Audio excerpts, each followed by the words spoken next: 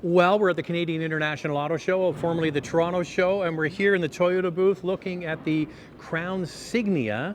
And you're probably wondering, what's a Crown Signia? Well, the Crown is an old nameplate, and they brought it back, and this is the one I think is going to sell. Well, this one is more versatile than the Crown sedan, although they do share the same platform, both made in Japan. This one will hit dealerships in the summer.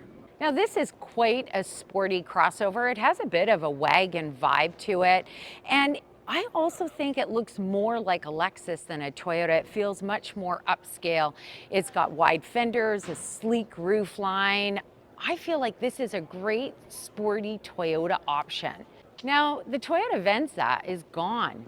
2024 is the last year of production, and we've been told that it's kind of done in the spring. So I would think that this is going to be a good replacement for it. It does feel more upscale. I remember when we reviewed the Venza, we said it also felt more like a Lexus. Now there's only one trim in Canada. It's this top trim. In the US, you've got two trims. Standard 21-inch wheels in Canada. They are available on that top trim in the US. In the US, the base model gets 19-inch wheels. This has got black exterior accents. There's 5 exterior color combos to choose from, and an available black roof as well. I think from the back, the Crown looks really great. You've also got this coupe-like look to the window, a little bit smaller. Of course, it's got a wiper. I like how Crown is written across the back. You've got the Toyota logo, of course, the limited badging on this model, and it comes with a power tailgate.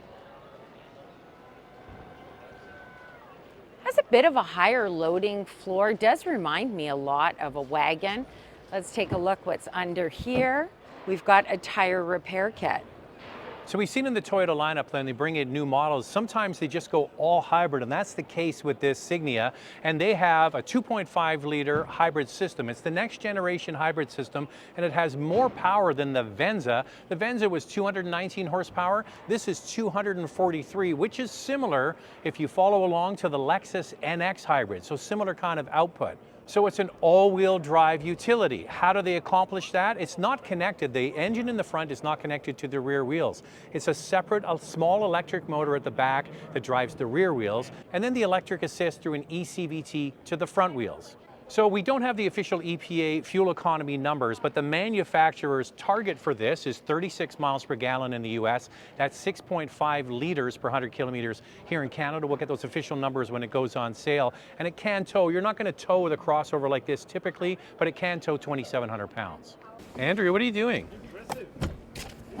I'm getting in. So we're at the auto show and we can't access the vehicle because of these railings. There's railings all around. So you know us, we got to get the video. Right. So I'm just going to go through the back and I'll do the interior, and Zach can shoot it from the outside. All right, it's going to be the what best view. What a trooper I am, This aren't is going to be the best view Oh, we've had all day. by the way, I took my boots off, not to dirty the vehicle.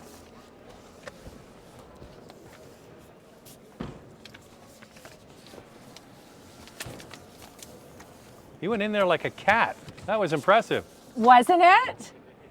Now I gotta say, boy, how about that? I just slid right in here. Anyway, happy to do it. I gotta say that this interior definitely feels more upscale than any Toyota model that I've been in. And I really think that the dash is quite nice. It's all soft touch materials. You've got this gorgeous brown saddle interior color. There's piping, there's stitching.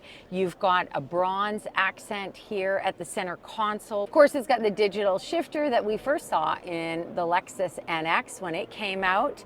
The center console does have a little bit of shiny plastic here. It's not like that high gloss black, it's more of a gray and does blend in better. You can see the steering wheel has this nice bronze trim as well. Seats are quite comfortable in here. Of course, this is the top trim.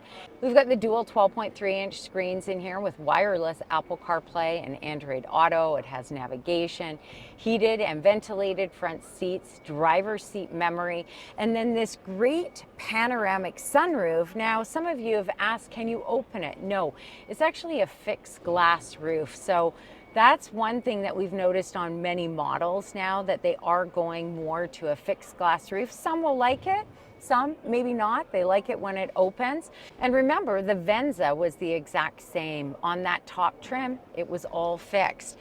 So overall, I think that Toyota's done a really good job in here. What I like about the Signia is that it offers the functionality and versatility of a crossover, where the Crown is a sedan. And frankly, I think that the exterior looks of this Signia is much nicer than the Crown. I like the sporty feel. Anyway, when you guys get in this, you're going to find that it feels very upscale. What I have noticed this time, spending a little bit more time in the Signia, is that this feels a little bit high to me. If you take a look at this area here, from where you're resting your arm to the top, the belt line, it does feel a little bit high, but I suppose it's something that you would get used to in the vehicle. Okay, Andrea, you got to get in the back seat now. I got to climb over. Wish me luck.